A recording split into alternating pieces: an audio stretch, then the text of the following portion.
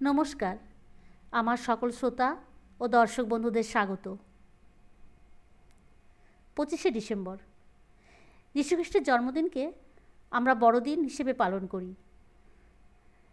যীশুখ্রিস্ট অন্যান্য ধর্মের মধ্যেও পরিচিত, তাই তো সারা বিশ্বে যিশুর জন্মদিন হিসেবে এই 25শে ডিসেম্বর বা ক্রিসমাস বা বড়দিন ধুমধামের সঙ্গে পালন করা হয়। খ্রিস্টানরা বা আমরা যে কোনো ধর্মের মানুষরা গির্জায় গিয়ে প্রার্থনা করি। সমস্ত রাস্তায় রাস্তায় গির্জায় আলোর রোশনায় ঝলমল করে। যিশু শব্দের অর্থ পবিত্রতা।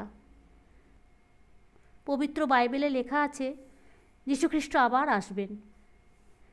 খ্রিস্টানরা বিশ্বাস করেন যে যিশু তাদের ত্রাণকর্তা, যিশু ভগবানের দূত, যিশু পাপীদের রক্ষা করেন। যীশুখ্রিস্ট পবিত্র আত্মার শক্তিতে সমৃদ্ধ ছিলেন এবং প্রতিশ্রুত প্রাণকর্তা ছিলেন। একটি অলৌকিক ঘটনা আছে যে যিশু জন্মগ্রহণের 2 দিন পরেই কথা বলতে শুরু করেছিলেন। ওল্ড টেস্টামেন্টে বলা আছে যিশু মাখন ও মধু খেতে ভালোবাসতেন। যিশু ঝলসানো মাছ খেতেও ভালোবাসতেন। সেই সময়কার মানুষের প্রধান খাদ্য ছিল রুটি। যিশু রুটিও খেয়েছিলেন। সাধারণ মানুষ যিশুকে ছুতোর বলতো। তিনি সূত্রধরের পুত্র নামে পরিচিত ছিলেন।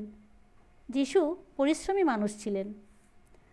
যিশুর 12 জন শিষ্য, যাদের যিশু ভালোবাসতেন, তারা সারা বিশ্বে যিশুর কথা ও ঈশ্বরের বার্তা প্রচার করেছিলেন। যিশুর জন্মদিন সম্পর্কে বিশেষ তথ্য জানা যায় না। পণ্ডিতদের দাবি যিশু বসন্ত বা শীতের প্রারম্ভে জন্মগ্রহণ করেন। তাই বছরের পর বছর 25শে ডিসেম্বর এই দিনটি ক্রিসমাস বা বড়দিন হিসাবে পালন করা হয়।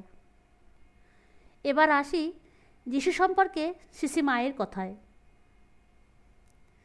মায়ের অন্তরঙ্গা শিষ্যা সুহাসিনী দেবী বলছেন, আরেকদিন মায়ের কাছে বসে আছি আমরা অনেকে। একজন ভক্ত ভগবান যীশুখ্রিস্টের কথা তুলেছেন। মা শুয়েছিলেন। যিশুর কথা ওঠায় মা উঠে বসলেন।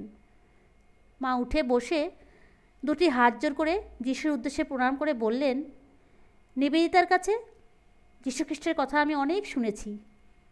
ওদের যে ধর্মগ্রন্থ আছে বাইবেল, তা থেকে নিবেদিতা আমাকে যিশুর কত সুন্দর সুন্দর কথা পড়ে শুনিয়েছিল। আহা, জগতের লোককে উদ্ধার করতে এসে যিশুকে কত দুঃখ কষ্টই না ভোগ করতে হয়েছে। তবু হাসি মুখে তিনি সব সহ্য করেছেন। সবাইকে ভালোবেসে অত অত্যাচারের পরও নিঃশর্তে ক্ষমা করে গেছেন। নিজের শিষ্যই তো তাকে ধরিয়ে দিলে। আহা, হাতে পায়ে বুকে পেরেক বিধে কত যন্ত্রণা দিয়ে তাকে তারা মারল। অত যন্ত্রণা, অত লাঞ্ছনা সত্ত্বেও হাসি মুখে সবাইকে ক্ষমা করে গেলেন।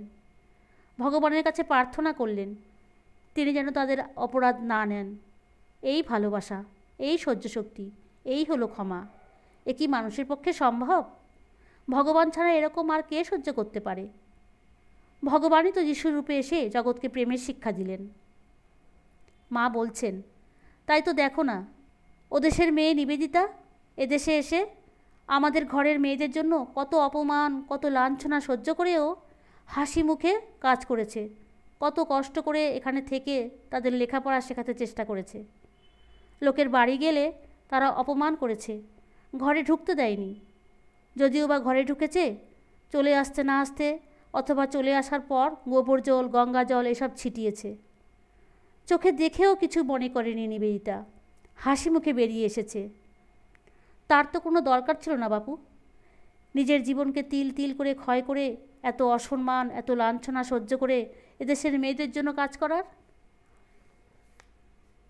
কিন্তু মেয়ের আমার এমন সুন্দর মন যে যেহেতু নরেন চেয়েছে, তার গুরু চেয়েছে, গুরু বলেছে, তাই এদেশের মেয়েদের শিক্ষার ভার সে তার নিজের কাঁধে নিয়েছে।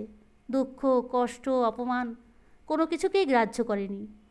অথচ যাদের জন্য সে নিজেকে তিল তিল করে ক্ষয় করেছে, তারাই তাকে দূর দূর করেছে। আমাদের দেশের মেয়েরা কি এই পরিস্থিতিতে গুরুর জন্য এতখানি ত্যাগ করতে পারত?